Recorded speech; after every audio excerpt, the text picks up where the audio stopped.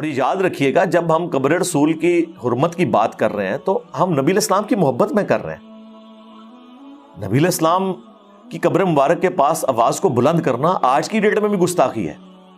صحیح بخاری میں شان نزول ہے اس آیت مبارکہ کا سورۃ الحجرات کی, یا ایھا الذین آمنوا لا ترفعوا اصواتکم فوق صوت النبی, اے ایمان والو اپنی آوازوں کو بلند نہ کرنا رسول اللہ کی آواز سے, اور ان کے حضور اس طریقے سے گفتگو نہ کرو جس طرح آپس میں ایک دوسرے کو کرتے ہو, کہیں ایسا نہ ہو کہ تمہارے اعمال برباد کر دیے جائیں اور تمہیں خبر بھی نہ ہو, یعنی توبہ کی توفیق بھی نہ ملے. اور یہ آیت کسی عام بندے کے بارے میں نازل نہیں ہوئی, اس امت کے بہترین افراد ابو بکر عمر کے بارے میں نازل ہوئی ہے. بخاری میں موجود ہے کہ عبداللہ ابن ابی ملیکہ تابعی کہتے ہیں قریب تھا کہ اس مخلوق کے دو بہترین لوگ برباد ہو جاتے جب انہوں نے انجانے میں رسول اللہ کے حضور اپنی آواز بلند کر دی. حضور کے ساتھ بدتمیزی نہیں کی, آپس میں بات کرتے ہوئے. حضرت ابو بکر عمر کا آپس میں کوئی اختلاف رائے ہوا اور وہ اونچی آواز میں بولے تو یہ آیات نازل ہوئی کہ رسول اللہ کی موجودگی میں. اور بخاری کے الفاظ ہیں کہ ان آیات کے نزول کے بعد حضرت عمر اتنی آہستہ گفتگو کرتے تھے کہ نبی علیہ السلام فرماتے تھے کہ عمر اونچا بولو, مجھے سمجھ نہیں آ رہی. اتنا وہ ڈر گئے.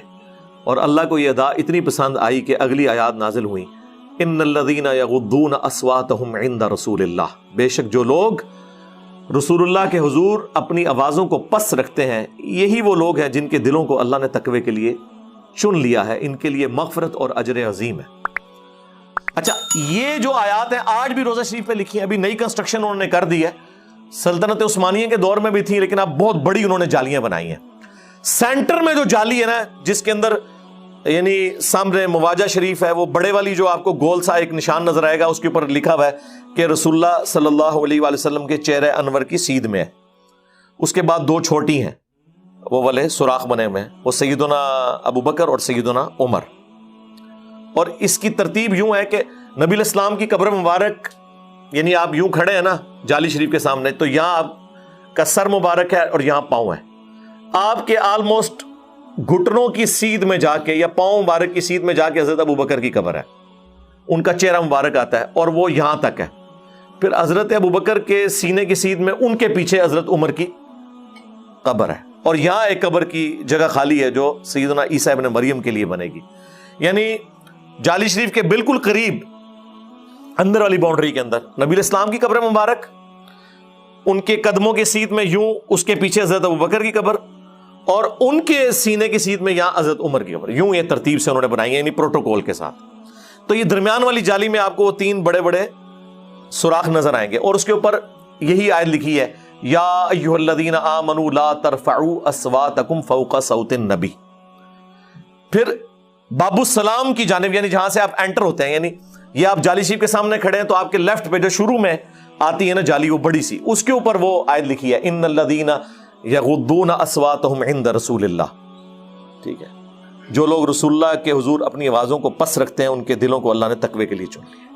اور جب آپ حاضری دے کے باہر نکلنے لگتے ہیں نا تو تیسرا جو جالی کا پورشن ہے نا باب البقی کی جانب, اس کے اوپر وہ آیت لکھی ہے, ما کان محمد ابا احد من رجالکم ولکن رسول اللہ وخاتم النبیین, ختم نبوت والی آیت. تو یوں یہ تین آیات لکھی ہوئی ہیں انہوں نے اور پورا اہتمام کرتے ہیں وہ الحمدللہ اس حوالے سے کہ نبی علیہ السلام کی قبر مبارک کے پاس کوئی بندہ آواز بلند نہ کرے. تو آپ دیکھیں کہ قبر رسول ہمارے لیے تو اس کائنات میں سب سے بڑھ کے جو جگہ ہے وہ ہے, وہ تو اس دنیا کا حصہ ہی نہیں ہے. بخاری مسلم دونوں میں حدیث ہے, میرے گھر سے لے کر میرے ممبر تک جنت کے ٹکڑوں میں سے ایک ٹکڑا ہے. اور اس پہ امام بخاری نے باب باندھا ہے, قبر رسول سے ممبر رسول جنت کا ٹکڑا ہے. کیونکہ اب حضور کے گھر میں آپ کی قبر بنی ہوئی ہے تو امام بخاری نے ہیڈنگ بنائی ہے کہ قبر رسول سے ممبر رسول یہ جنت کا ٹکڑا ہے.